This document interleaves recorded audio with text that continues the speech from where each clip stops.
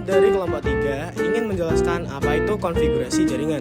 Sebelumnya, izinkan kami memperkenalkan diri terlebih dahulu. Perkenalkan, nama saya Aulia Drakana Dewi dari absen 7. Perkenalkan, nama saya Nisha Manzayondari dari presensi 21. Perkenalkan, nama saya Kirin Zazia Vidiananda dari absen 29. Kenalkan, nama saya Rafan Gwinandra dari absen 30. Perkenalkan, nama saya Regina Fahira dari absen 33.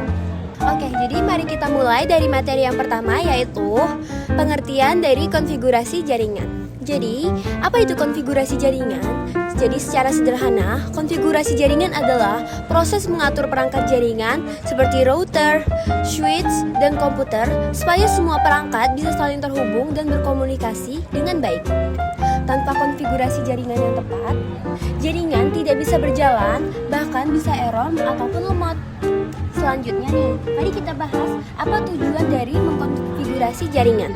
Jadi tujuan dari mengkonfigurasi jaringan itu ada banyak sebenarnya, tapi saya akan membedakannya menjadi 3 poin utama yang akan saya jelaskan.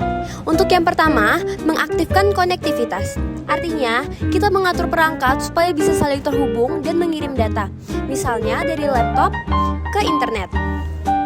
Yang kedua, menjaga keamanan jaringan. Di sini, kita bisa menggunakan fitur seperti firewall atau access control supaya jaringan tidak mudah diakses oleh pihak yang tidak bertanggung jawab.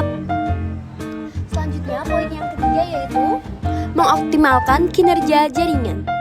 Dengan konfigurasi jaringan yang tepat, jaringan bisa lebih cepat, stabil, dan tidak terjadi delay ataupun lag. Jadi intinya, konfigurasi itu bukan cuma bisa menyambung, tapi supaya jaringan kita itu bisa aman dan juga dapat digunakan secara optimal. Selanjutnya, ada konsep utama dari konfigurasi jaringan. Nah, dalam konfigurasi jaringan, ada beberapa konsep penting yang harus dipahami. Pertama, ada topologi jaringan, di mana topologi sendiri adalah bentuk atau struktur jaringan yang menunjukkan bagaimana perangkat saling terhubung. Contohnya ada 3. Yang pertama ada topologi star. Itu tuh kayak semua perangkat itu terhubung ke satu pusat. Nah, contoh kedua ada topologi bus, yang mana itu tuh menggunakan satu jalur utama. Lalu contoh yang ketiga ada topologi mesh, yang mana semua perangkat saling terhubung.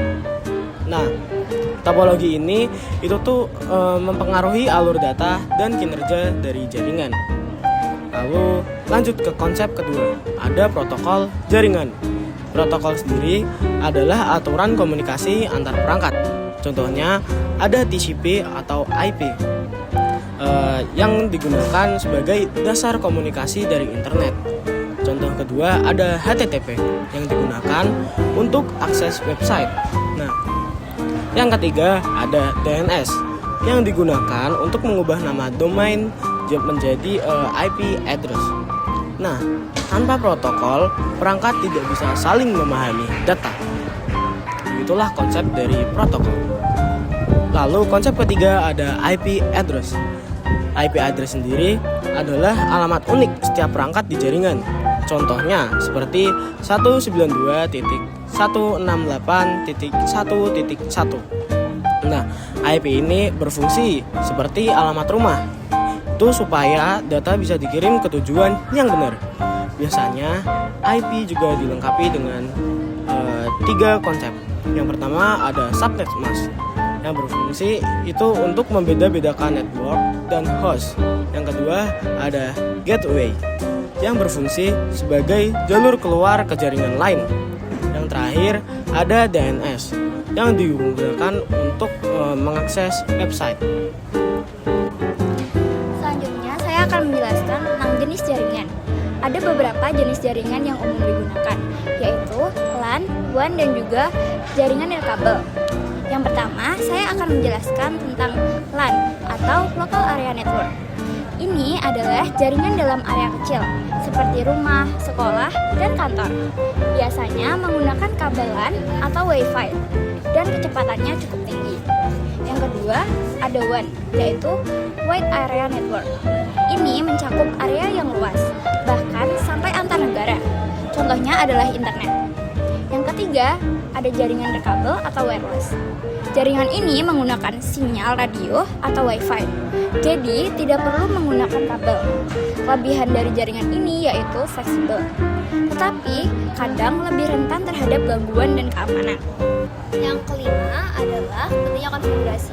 Konfigurasi jaringan itu sangat penting karena dengan konfigurasi yang tepat data bisa mengalir dengan lancar, jaringan lebih aman dari serangan, dan kinerja lebih cepat dan stabil. Sebaliknya, kalau soal konfigurasi, jaringan bisa bermasalah, seperti tidak bisa connect atau menjadi lambat. Nah, selanjutnya, dalam konfigurasi jaringan juga sering terjadi beberapa masalah-masalah umum. Yang pertama, kesalahan konfigurasi. Misalnya, kita salah memasukkan IP address. Yang kedua, keamanan yang lemah. Kalau tidak bisa dikonfigurasi dengan baik, maka jaringan bisa diretas. Yang ketiga, tidak ada backup konfigurasi. Kalau terjadi error, akan sulit untuk kita mengembalikan pengaturan ke sebelumnya. Makanya, konfigurasi adalah sesuatu yang harus kita lakukan dengan sangat teliti agar bisa menghindari masalah-masalah umum.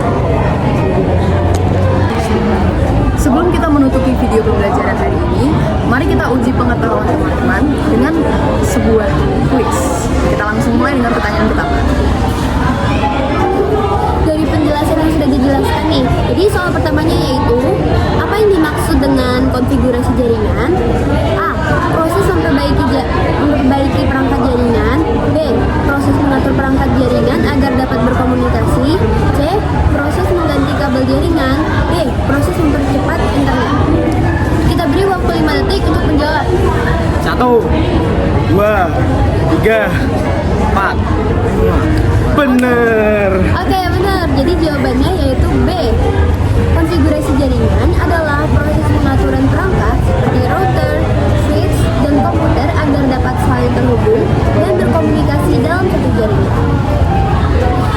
Nah, sekarang ke pertanyaan kedua nih. Manakah tujuan utama dari konfigurasi jaringan? A. Memperbesar ukuran jaringan. B. Menghubungkan, mengamankan, dan mengoptimalkan jaringan. C. Mengganti perangkat jaringan. Dan D. Menambah jumlah pengguna. Kira-kira yang mana nih jawabannya nih? 5 detik ya. 2, 3, 4, 5. Betul, jawabannya itu B. Karena tujuan utama konfigurasi jaringan untuk mengaktifkan konektivitas, menjaga keamanan, dan mengoptimalkan kinerja jaringan. Nah, kita lanjutkan ke soal nomor 3 ya. Soal nomor 3 yaitu apa fungsi dari IP address dalam jaringan? A. Sebagai nama jaringan. B. Sebagai alamat unik perangkat. C. Sebagai alat keamanan. Dan D. Sebagai penguat sinyal. Nah, kira-kira apa jawabannya nih?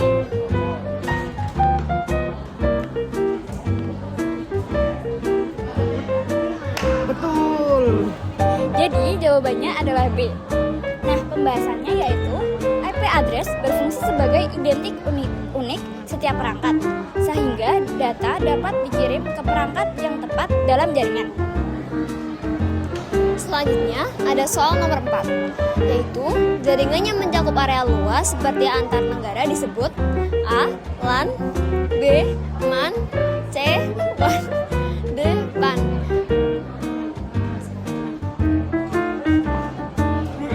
Betul, jawabannya adalah C. WAN atau Wide Area Network adalah jaringan dengan cakupan luas seperti internet yang menghubungkan berbagai LAN di lokasi berbeda.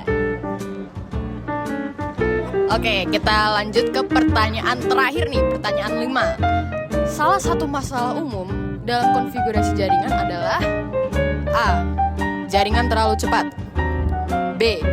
Kesalahan konfigurasi manual. C. Terlalu banyak pengguna. Atau D. Koneksi terlalu stabil. 5 detik nih. Tuh. 2, 3, 4, 5. Dan jawabannya adalah B. Karena kesalahan konfigurasi manual sering terjadi karena human error, seperti salah memasukkan IP address atau pengaturan lainnya yang dapat menyebabkan jaringan tidak berjalan dengan baik. Nah, sebagai kesimpulan, konfigurasi jaringan adalah hal penting untuk memastikan jaringan berjalan dengan baik, aman, dan efisien. Dengan memahami konsep seperti topologi, protokol, dan IP address, kita bisa mengelola jaringan dengan lebih optimal. Sekian dari kelompok 3. Terima kasih semuanya telah mendengarkan. Assalamualaikum warahmatullahi wabarakatuh. Perkenalkan, nama saya Dewi Ayu Putri Maharani dari nomor presensi 12. Pada kesempatan kali ini saya akan membahas materi mengenai dasar pengamatan IP dan DHCP atau Dynamic Host Configuration Protocol. Nah, jadi konfigurasi jaringan adalah proses mengatur perangkat seperti router, switch, dan komputer agar bisa saling terhubung. Dalam konfigurasi jaringan ada beberapa komponen penting, yaitu IP address, subnet mask, gateway, DNS atau Domain Name System, dan DHCP atau Dynamic Host Configuration Protocol. Nah, jadi IP address berfungsi sebagai identitas perangkat dalam jaringan, subnet mask digunakan untuk membagi jaringan, gateway adalah jalur menuju jaringan lain, sedangkan DNS atau sering disebut Domain Name System itu tuh berfungsi menerjemahkan nama domain menjadi IP address. Ada dua jenis konfigurasi IP, yaitu statis dan dinamis. Statis IP diatur manual